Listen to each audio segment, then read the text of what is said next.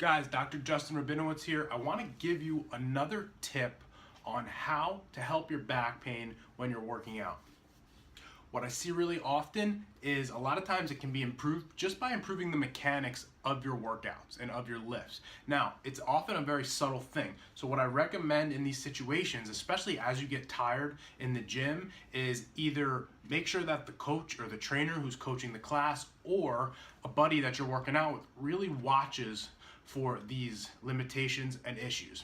And what we're going to talk about today is actually knee alignment. Knee alignment works with the hips, which works with the low back. So it's this whole kinetic chain thing where things affect the next level above. What I often see in a squat is many people think they're doing it well. The problem is they're not activating the right muscles. So let me show you what I mean. What I often see, hopefully you can get a good view of this, is I want you to focus on my knees and my ankles. What I often see when people squat is as they squat down, their knees start to cave in a little bit. Now, in this position, their knees are not in alignment with their feet. So their knees cave in and they have this kind of angle going. What we want to see is that your knee and your foot are all going to be in the same line when you're lifting. So if I'm here, instead of being like this when I squat, I want to be like this when I squat. Do you see how I maintained this angle over my hips, knees, and feet as opposed to this? Now, how else is this affected?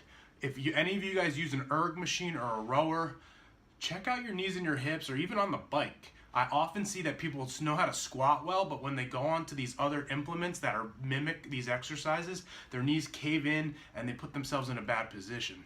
One of the easiest ways to check for this is to use a very easy TheraBand, so I'll show you how to do that. So, we're just going to throw it on.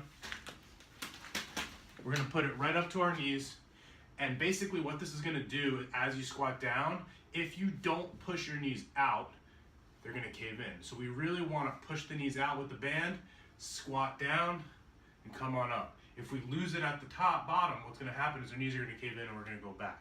So if you're at the gym and you think that this is one of your issues, ask to use a nice little band to put around your knees. You will really get the feel of what it's like to use your hips and your glutes, and that's going to help your low back pain. All right, guys, that's another tip for you. Go ahead and implement it. Let me know how it goes.